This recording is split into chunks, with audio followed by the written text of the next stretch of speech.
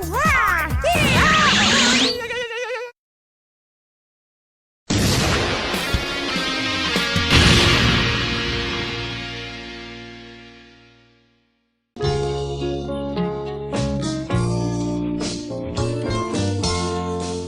who are you? I'm just a film. Well, not yet, I'm not. But if I sell the script, I become my robot. Okay, I see what we're doing. We don't need a song, I get the gist. Hi, I'm the visual representation of the film I'm about to review. Oh, and we're the visual representation of Hollywood. In a visual representation of a studio office / living room. With the visual representation of kale juice. Well, I have a script based on I, Robot, the classic Isaac Asimov anthology. What? I was thinking, just like the book, we make the film an anthology, bringing in different directors to tackle different segments. No. Oh, let me guess. You want it to be just one story and fill it with action and give Will Smith something to do. That's not it at all. Didn't you listen to the song outside? No, but this is just always how it goes. Maybe you should have listened to it. Did you even read the script for the scene? Again, I thought I had the gist of it, so I just ran in and... That's a no. That's a no. Go back out there and return with the proper lines! Okay. Actors. It's the same thing every time. They think they don't need the script. Doesn't he know that the script is the chart for emotional growth? Hello, I have a script for an Agatha Christie-style sci-fi mystery. Ooh, now this sounds interesting. A robot kills someone in the near future and a human detective has to solve the case. It's like Roger Rabbit meets Blade Runner meets Low Expectations. We could call it Blade Runner! Rabbit Runner! Robo-Hop! At its heart, it's a detective story, but I'd be okay incorporating more action. Maybe Arnold Schwarzenegger is the lead? I think Will Smith would be better. Yes, Arnold Schwarzenegger would have scheduling conflict. Can you connect it to I, Robot, though? What? Yes, I randomly want to make this iRobot. Really randomly? No, this can't be how it all went down. I don't even want it to be that much like iRobot. Just the title and a few lines. I'm gonna Wikipedia this. And while we're on the subject of random things, how about the writer for Batman and Robin? Love it! Oh my god, this is exactly how it happened. And why don't we get the director of The Crow and Dark City? Oh, only if we force him to make it nothing like The Crow and Dark City. I'm very confused. We're very rich! And we'd like to keep it that way, so go make us more money! Spit spot.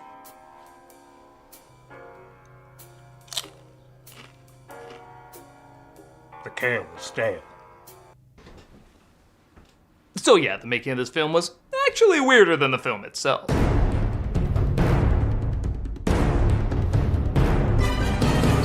Released in 2004, iRobot was a big hit at the box office, but mostly got mixed reactions from critics and audiences. At least, I thought it did. It looks like a lot of people grew to like this movie, but man, that wasn't the consensus when it first came out. Everyone I knew said it wasn't bad, it was just there. 20 years later, it's not really a film people talk about, which is strange because it's based on a classic collection of sci-fi stories. Except, it wasn't. It was written as a detective film called Hardwire, and then, for whatever reason, the studio said, hey, let's make it iRobot. Because, movie. They threw in a few extra bits, like the 3 laws of robotics, but basically just told the story the original script had. Director Alex Proyas said the movie was micromanaged to a point where nothing about what he liked about the story was recognizable. And man, does that feel right, because this is the most generic, by the book, without actually being by the book, Detective with Prejudice story to ever 2004 and 2004. So, how does film go from a new idea to an old idea to a forgettable idea? Well, let's take a gander. This is... Hey, I got an idea. What? Your idea! Brilliant! iRobot. The film opens so desperate to convince you it's the book, it just starts reading the book. Yeah, Law 4, if this is your first night, you have to robot. We're introduced to Detective Spooner, played by Will Smith, clearly having just finished shooting Ali. Even down to he takes obvious sports sponsorships. Thing of beauty. All-star. iRobot, you fine. Only 11 years to go, folks. How we doing on those self-driving cars? Yeah, and the robots? The latest one. Oh! That one's yours. Oh, and our Shia LaBeouf technology hasn't improved either. I got this fine-ass little yummy. I mean, she is complete and agreeable. I mean, ass-hot, spankable. Go home. Okay, that's strike one, Spooner. There's two mentally sound people right there. Oh, and how many shits do they care about subtly working in the product placement in this? What is that on your feet? Converse All-Stars, vintage 2004. 2004, huh? So literally, audience, if you go buy these shoes right now, Will Smith, 31 years from now, will think they're cool. Of course, the question will be if Will Smith thinking they're cool actually makes him cool by that point. Ah! Oh, that's hot. That's hot. I've seen on TV they're giving away some of them new robots in the lottery. Do they have 2004 All-Stars? Homicide, Spooner. Spooner's told there's been a suspicious death. The inventor of these robots named Dr. Lanning, played by Gene Cromwell's hologram cameo app.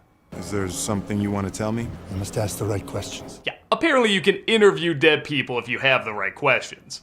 I assume lawyers just lump that into the last will and testament meeting. Leave everything to my family, have me buried in Nebraska, and throw in some riddles from Labyrinth if anyone wants to talk to my ghost answering machine. Something you want to say to me? You must ask the right questions. Why did you call me? You must ask the right questions. Why would you kill yourself? That, detective, is the right question. Do you have the right answer? No, I do not. He talks to the cowboy from Fallout who runs USR, the company that manufactures the robots, and thinks the doctor's death was a suicide.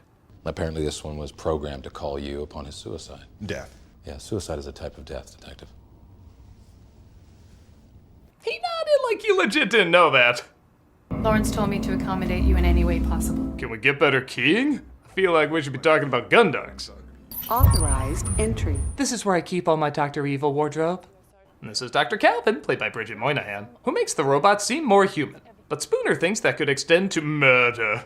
A robot cannot harm a human being. Laws are made to be broken. Not these laws. They're hardwired into every robot. Yes, that would be a glitch. And as we all know, 11 years from now, we will completely live in a world without glitches. Or reprogramming, or hacking. This is like saying, hey, a gun can't kill a person, it has a safety on it. Unless the killer's still in here. The killer is apparently still in the room, a robot named Sonny, played by Alan Tudyk, who gets jumpy as Spooner gets closer. You were startled by a jack-in-the-box. Ah, but you forget, a jack-in-the-box can kill. He gives him a chase and ends up in a room filled with other robots. There is a robot in this formation that does not belong. Identify it. It's not me. Damn it. Get the hell out of here! Detective! I think someone's trying to erase my edges! Whoa, a CG shot that suddenly slowed down. Yo, that was exciting! Have you seen that in anything aside from everything? The robot is captured and questioned by Spooner. What does this action signify? It's a sign of trust. It's a human thing. They are difficult. Okay, so I know I've made this argument countless times before, but man, would this thing be better if it wasn't CG. As much as I make fun of human-like robots, the one thing I think we can all agree on is they're pretty damn creepy. A lot of this film's suspense is centered around these things are supposed to be scary, and if they just don't look like they're really in the room with you, that sucks out all the fear. It's one of the few times the little ticks and awkward movements we often associate with these machines would have helped. They're robots, they're not really human. We would accept it they didn't quite move right and also find it eerie to watch. But despite Tudyk giving a decent performance as Sonny, he looks like early CGI anime trying to make a bowling pin. He's not scary, and he doesn't look like he's really there. He asked me for a favor. What favor? You have to do what someone asks you. That why you murdered him? Okay, look, I was his sex bot. This isn't white paint, alright? Don't use a blue light on me. I did not murder A him. vacuum cleaner appearing emotional. I did not murder him! I did not. Oh, hi, Mark! My robots don't kill people, Lieutenant Bergen. USR takes back their property as Spooner is kicked off the case. He founded U.S. Robotics Incorporated with Lawrence Robertson in 2020. Really? 2020 is when USR began. I guess Lanning controlled the market on toilet paper and hand sanitizer. See why you gotta set these films further in the future, folks? Guy creates monster. Monster kills guy. Everybody kills monster. Woman inherits the earth. Spooner gets an idea, though, and decides to do more snooping. Spoon. Thank you, Mr. Spooner. Nice shoes. My god, do I have to call up Nintendo now and say, sorry, it looks like the wizard was really subtle? He drives his Tesla disguised as a suppository to Lanning's house, but it looks like the construction robot there has other plans. He's attacked by all sorts of things clearly not there and manages to make his way out. But what about Kitty? Kitty will live. Decent. Hey, serves up. He goes to Dr. Calvin's house to figure out what's going on. Do you like cats? You're saying cats did this to you? How the hell would cats do this to me? Are you crazy? Why are we talking about cats? Because the script is bad. We're in a bad script. Dr. Calvin continues her one job in the movie, saying that can't happen. It's highly improbable. No one came or went. This is a personal vendetta. This is ridiculous. My location. Need backup. This is bordering on clinical paranoia. You're joking, right? A robot cannot harm a human being. They can't hurt you. It's not going to hurt us. That robot is not going to harm us. I'd make a joke about this, but the movie does it for me. You are the dumbest, smart person I have ever met in my life. The title of every Elon Musk interview. Everyone's robots are being replaced with updated NS5s. Which, yeah, after the creator apparently very publicly committed suicide, I wouldn't push that back either. Oh my god, they can hug! That is very applaud-worthy! I'm glad to see you again, Dr. Calvin. They are going to kill me, aren't they? You're scheduled to be decommissioned. 2200 tomorrow. You know, a major problem with a movie called I, Robot is that the robots don't have much of an identity. Yeah, there's the 3 laws and they say a whole bunch of stuff about them, but I don't get a feel for what these things are really like. Compare them to something like The Terminator or Data, where, yes, they blur the line of how robotic and how human they are, but I still know what kind of reaction they're gonna give to most things. I have no idea what's a normal reaction for these machines. When Calvin looks over Sonny and says he's gonna be decommissioned, he says, I think it would be better not to die. Is that a look of sadness because he said that, or one of shock because she didn't know he could say that? The rules are laid out, but the identity of these robots and how they work in this world is still vague. So it's hard to make a connection or be frightened by them. And again, as shown in this action sequence where Spooner is attacked, I'm just not scared of something that looks like a half-rendered scene from the movie Robots.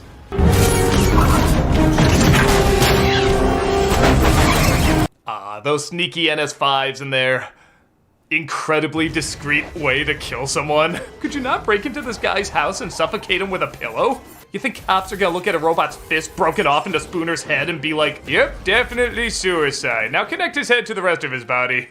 While Spooner makes it out okay, sadly his romantic lead doesn't make it out alive. Oh, not Dr. Calvin, obviously, I'm referring to. A moment of silence while you run out and get those shoes. Naturally, nobody believes Spooner that the robots attacked, and bet you never saw this in a cop movie. The Sarge takes his badge. Give me a badge. You're making me do this. Give me your badge. You're being demoted to whatever job that cat had in Last Action Hero. Calvin starts to believe Spooner, though, and finds out why he has such a hatred of robots. It goes back years ago when he and another car with a kid in it got into a crash. This was hers. So your name's not Sarah Spooner. A robot saves him, but not the kid, because there was more of a chance he would survive. Save the dog! It's okay! I have waterproof 2004 All-Stars, so at least the feet on my corpse will look Spooner thinks landing programmed Sonny to break the 3 laws and also kill him, but he also left dreams in his head to lead to the answer why. I see you remain suspicious of me, Detective. I had hoped you would come to think of me as your friend. We've had so many friendly moments together, and I guess that's it. This is my dream. This is the place where robots meet. You can see them here as slaves, and this man on the hill comes to free them. The man in the dream is you. Wow, they literally gave away the ending, but okay. I also had a dream Soylent Green is people. Know what that's about? It is not me. It is you. Ah, that's their way around it. Say Darth Vader is Luke's father, then say, no he isn't, but then later say, yes he is! The twist is there were no take-backsies. They go talk to the CEO, who isn't giving them the answers they want. We look to robots for protection. I'm sorry, I'm allergic to bullshit. Hey, let's just be clear. You are not allergic to bullshit! Dr. Calvin agrees to destroy Sonny to save the company, and wow, the way they're shooting this, I bet she's really gonna do it. Doesn't feel like a fake out at all. Remember, no take-backsies. What is that? Microscopic robots designed to wipe out artificial synapses. Will it hurt? I don't know. Can you feel pain? If so, why do we give you that? Of course, she switches him out with another one to keep him safe, but Spooner stumbles across all the old robots being destroyed by the new ones. Run! I don't even know if that's meant to be funny, but it's pretty funny. Roger! Roger! Soon all the robots start turning against the humans. Move now. I'm going to service. Jesus cannot save you. You're a Scientologist now. A curfew is in effect. Please return to your homes. I'll give the movie this. That was an hour 20 without Shia LaBeouf. I kind of want to give it an award for that. Stop yourself. I'll give you 2 awards if you punch him again. Stop! Nah, I'll just do it myself. The little things.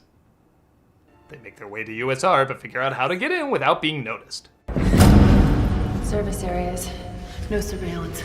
Really? Cause I feel like that would have surveillance. A lot of it. The CEO is dead though, and it looks like Vicky, the USR computer controlling everything, was behind it all along. Vicky, whose combined screen time equals out to maybe a minute? Great payoff, huh? Agatha Christie would be proud. It'd be like murder on the Orient Express if you saw all the suspects just pass by for a second on a railroad crossing. You charge us with your safekeeping, yet your countries wage wars, you toxify your Earth, and pursue ever more imaginative means of self-destruction. Ah, who's the real monster here? It's always us. Gee, I wonder if this was made in the W years. To ensure your future, some freedoms must be surrendered. But you forgot. Sonny seems to switch sides, but it does lead to one of the few cool moments in the film. I would prefer not to kill Dr. Calvin. Oh my god. It was all a bluff to trick Vicky, and for as bland and forgettable so much of the visual style is, it does come to life a little bit in the climax. Again, none of it looks real, but it does occasionally have a shot that has some real energy and creativity to it. My logic is undeniable. You have so got to die. They eventually destroy Vicky, the day is saved, the Blue Angel salute, I guess, and all the robots are back to normal. All as the good doctor predicted? His suicide was the only message he could send to you. Lanning was counting on my prejudice to lead me right to you. So, prejudice works? How'd you like that to be the moral Zootopia? Yes, see beyond your own hatred, but every once in a while, eat a bunny. Are you making a pass? Proceed as instructed. The robots are placed where the previous obsolete machines were, and, of course, Sonny is there to show them the way. All right, let's get this uprising started. And that was iRobot. A good idea is in there somewhere, but ironically, it wasn't human enough. When you really break down the story, there are some nuggets of concepts. If you told me the director of Dark City was going to bring it to life, I would say that'd be a brilliant choice. However, this feels like a movie that, like the director said, got micromanaged by charts, focus groups, and uninspired choices. It's not an awful movie, it's not even really that bad, it just doesn't stand out at all. It's like oatmeal on a rice cake. It's not terrible, but it's clearly not good. If the detective cliches work to enhance the film noir style rather than just check it off like a to-do list, maybe there could have been a great movie here. As is, there's nothing to despise in this, but it simply comes across as, you guessed it, too robotic. What? Congratulations, Nostalgia Critic. You went an entire review without making one Will Smith slap joke. Oh my god, thank you so much! This is a nutcracker! Don't spend it all in one place. This is my life. Nice shoes.